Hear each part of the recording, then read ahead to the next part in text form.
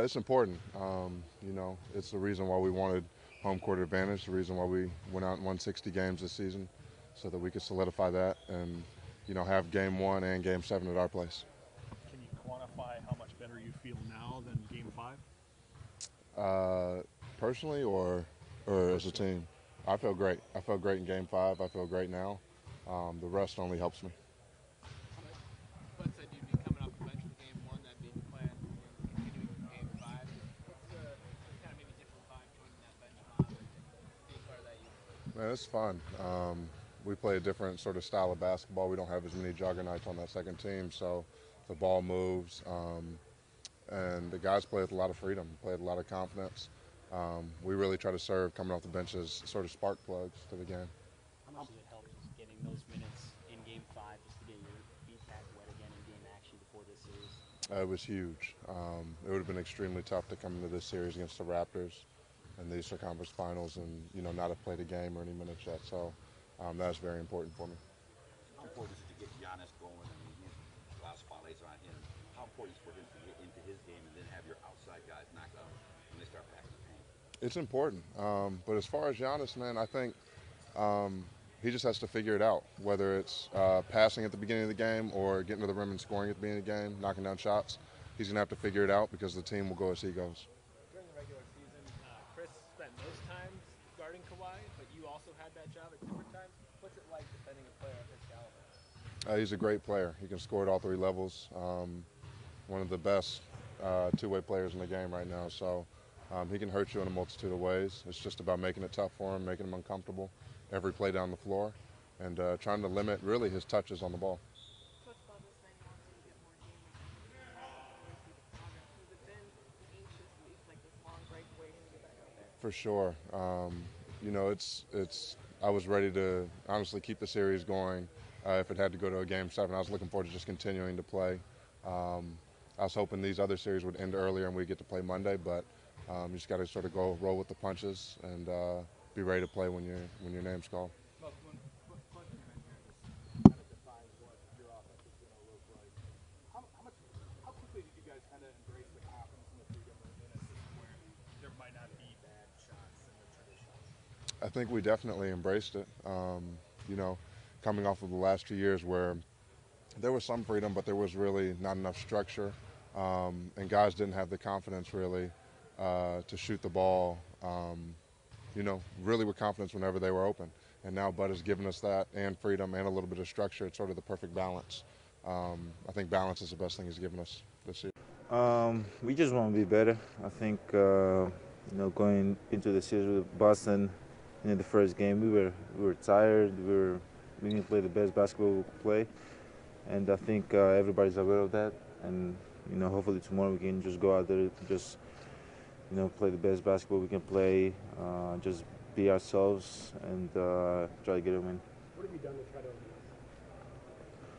Well, you know, when you think about it, and you know how the series started and the way we felt after game one against Boston, you just try to not, you know, have the feeling again. You know, and try to avoid that, almost like you know, embarrassment that we had after game one because we wasn't ourselves. And I think, as I said, everybody's aware of, you know, what happened, the way the team was feeling.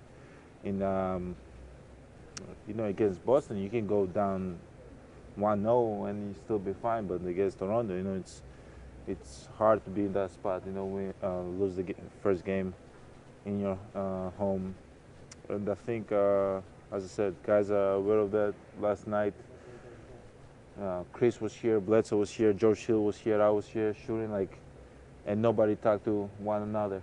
Like, everybody was showed up, and because everybody know how, I think, I'm not gonna say high stakes, but how important, you know, is to set the tone in game one, and that's really good. That's what the special team does. That's what a great team does, and hopefully we can leave game one with a win.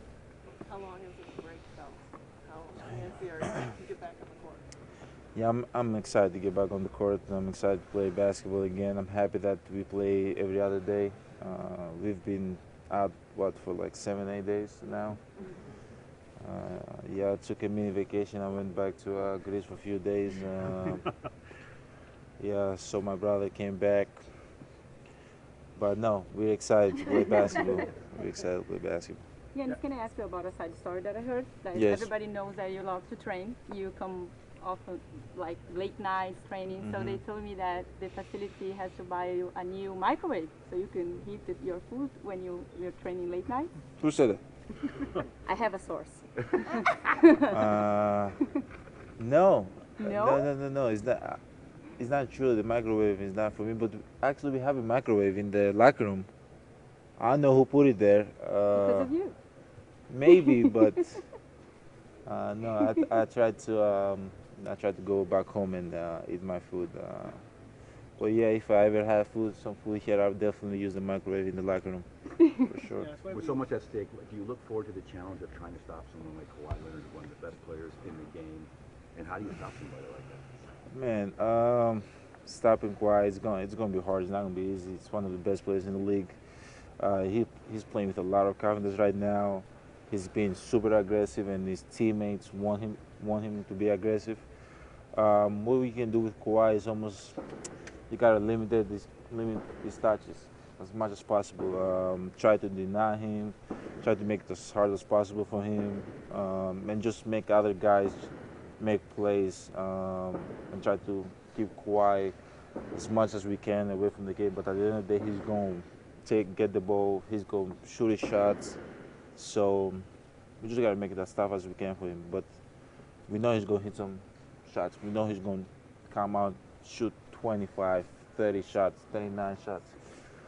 And he's going to make plays. But at the end of the day, we're going, our main focus is Kawhi, and we're going to try to have other guys make plays. What do you think about that shot that he hit that brought him here? It was amazing. It was amazing. Previously, I was talking to my family was watching the game, and I told them that Toronto have some soft rims. So when you shoot the ball, it tends to like bounce around the rim and goes in sometimes. So you always have a chance if you shoot the ball with an arc. And I was saying that, and in the fourth quarter, he hit the shot. He basically touched every part of the rim. But it was a big shot. He got to his spot. Yeah, it was a big shot for the organization. It was a big shot for him too. When you saw that shot, did you think it was going in? No, I'm not gonna lie. I'm not gonna lie. I thought he was gonna go to overtime, but he hit a big shot, so it was good for him and for his team. During the regular season, Chris was the guy who defended Kawhi a lot among the guys in your team. What did you think about what he did, and how much can that help getting ready for a series like this? Chris, I think he did a great job in the 4 games that we played in the regular season. But at the end of the day, it's not just going to be Chris. We got to be active behind him. He's going to be the first line of defense, but me and Brooke, Ursa, Nico, all the guys, we got to be active behind him and try to help him as much as possible. I think Chris have done a great job just making it tough for Kawhi, deny him in random situations, going over, sometimes going under. So he's just making Kawhi guess, and that's all we can do. Giannis, I don't know. Earlier in your career, you guys were one of the lower teams in the league in three-point attempts. This year in mixed. This year you guys, I think, are second in both. Have you felt the space, and do you think that's been a big part of the reason why you're at where you're at this year? Yeah, it's definitely a big part of it. I think my teammates have done a great job. Getting to the spot, spacing the floor, run to the corner, and knocking down shots. And I think me and Bledsoe and Chris have done a great job finding the open guy, as a team. So, yeah, it's the game plan that Coach Bud brought to the team has definitely helped everybody, be great. And that's one of the things that he told me the first time we met. He told me, you can be good. We know that, but how can we make your teammate be effective? And he's done a great job making guys, being effective, having them have open shots, putting them in the right spot to be successful. So he's definitely giving a lot of space for me to make my plays, and Bledsoe also increase. Giannis, you mentioned. Go into this series with the bench that you have with George Hill leading the way. It's nice. It's nice. It's nice to know that guys that coming off the bench are going to be ready to go out there and compete as hard as they can, and they'll be playing great. They've been averaging 35 plus points from the bench, so that's. I think I'm not sure. I'm just saying a random number, but I think it's around there. They've done a great job. I think George Hill, Pat, everybody that comes off the bench have done an unbelievable job. So they got to keep it up.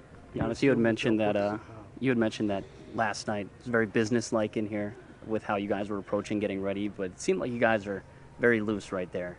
Watching you guys practice today, where do you guys kind of walk that line of being businesslike, being focused, but also having fun? Because I feel like that's what's made you guys special this whole season.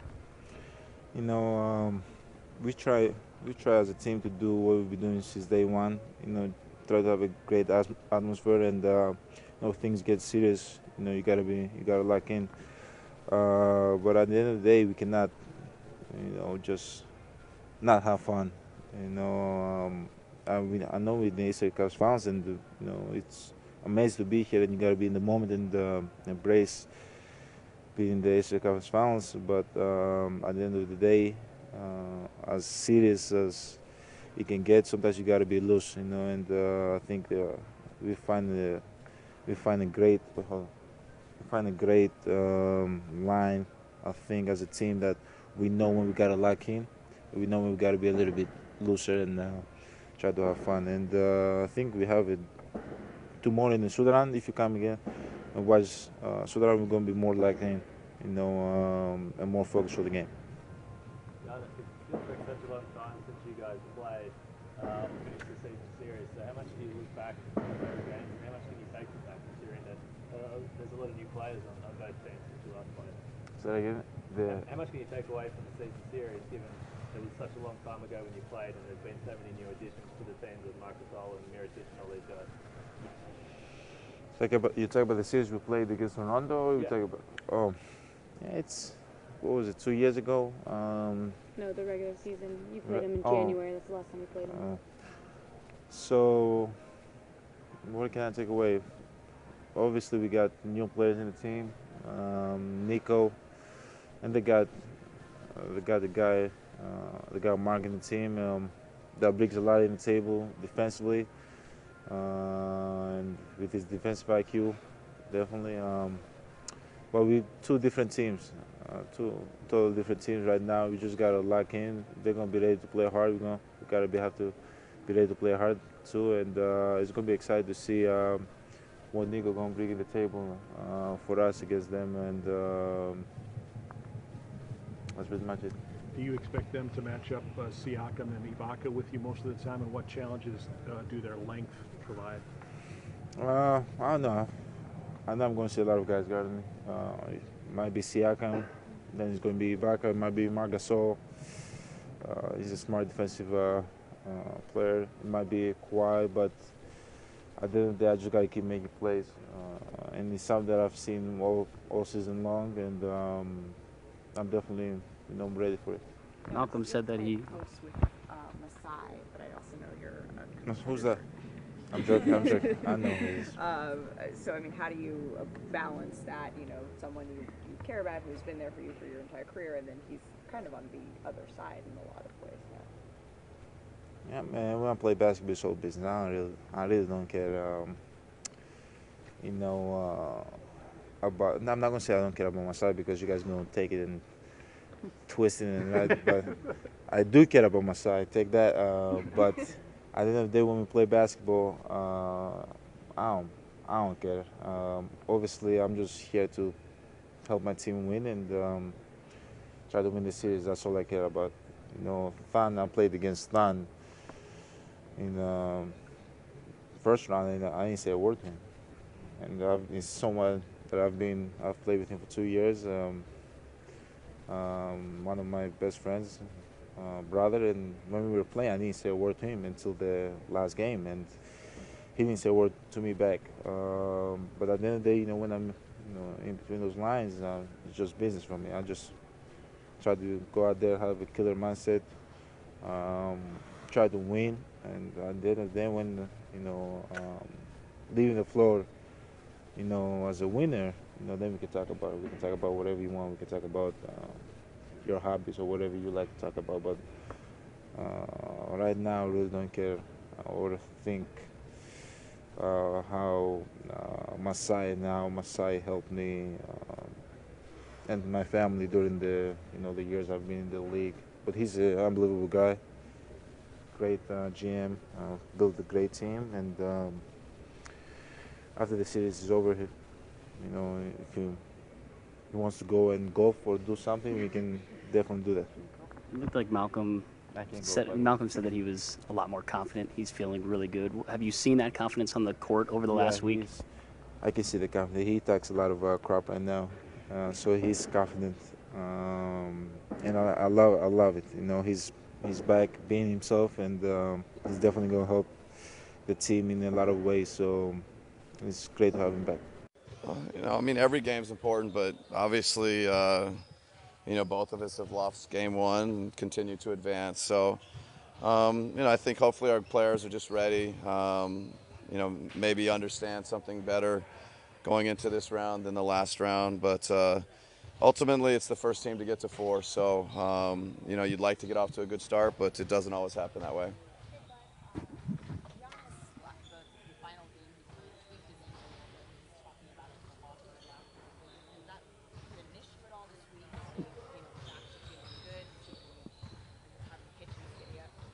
No, there's no issues with Giannis's ankle. What did you learn from the last series, having that 6 days off between Game 4 and Game 1, going into Boston and having a full week off, as far as preparation for a team?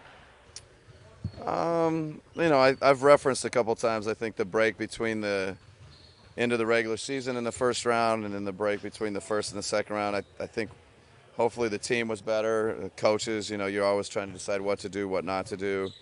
Again, hopefully we're a little bit better as players, a little bit better as coaches, and, we're ready for Game 1 tomorrow. But you never know till the game. Problems that Kawhi Leonard presents with the way he's been playing in these postseason? He's just such a great player. He scores, lots of different ways. It's really difficult to defend him with, without extra activity. You got to throw a lot of looks at him, a lot of bodies at him. Obviously he's a great shooter, the mid-range shot, the three-point shot, and he can finish in the paint, get to the free throw line. He's just a very dynamic, gifted scorer with a great body, brings a physicality to the offensive end of the court. So it's a great challenge.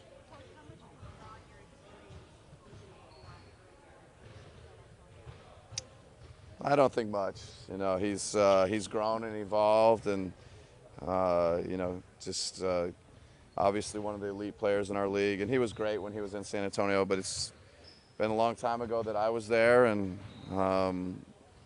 so know him a little bit and appreciate and respect him, but I don't think it has much bearing on preparing or getting us ready.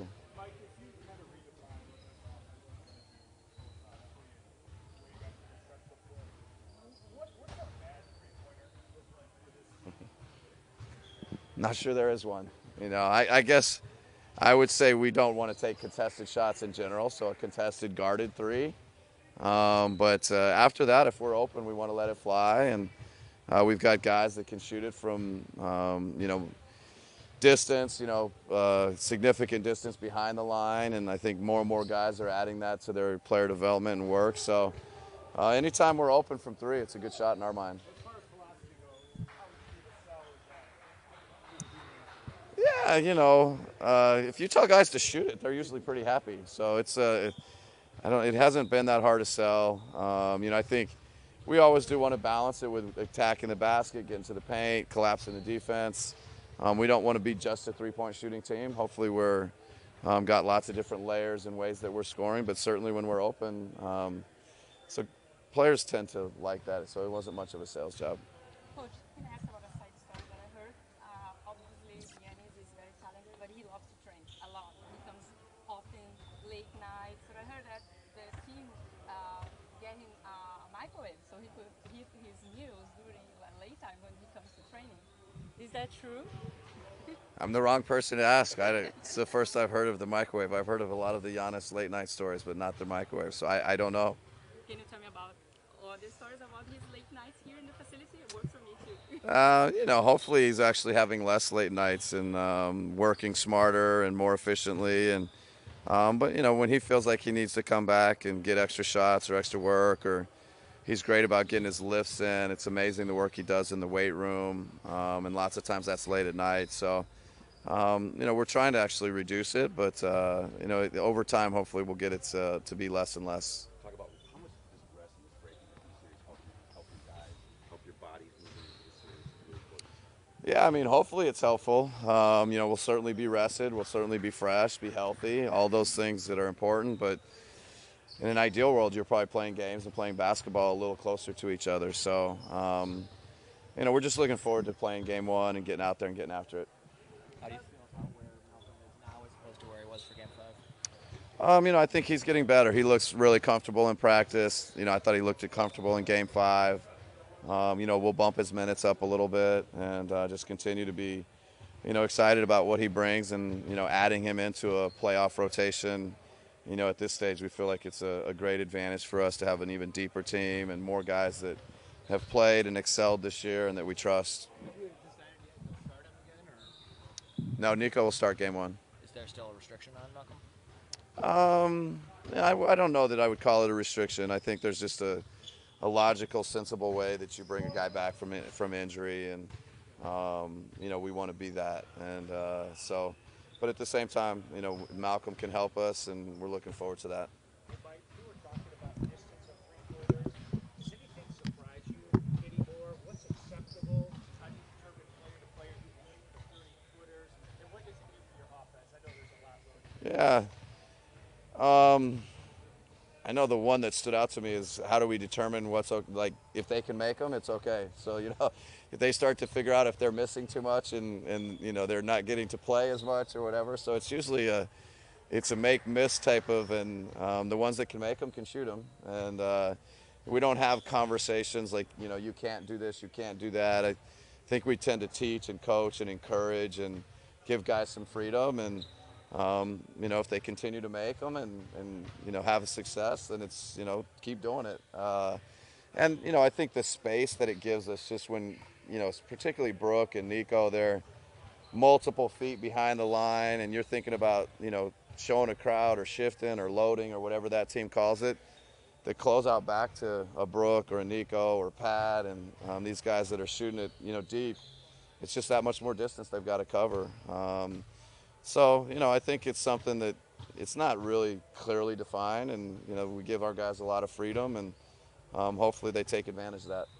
Darvin Ham was a player the last time the Bucks made the Eastern Conference Finals. Now he's an assistant coach 18 years later on the same Bucks organization. So how unusual is that for you as an game? Yeah, I would assume probably pretty unusual, but Darvin's such a great human being, and it's kind of a cool story.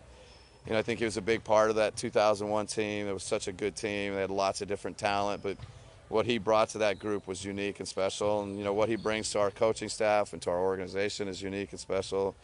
He's just a great human being, as the whole city of Milwaukee knows. He's probably the most popular, maybe second to Giannis now. The most popular Buck in town. So it's great to have Darvin be a part of this.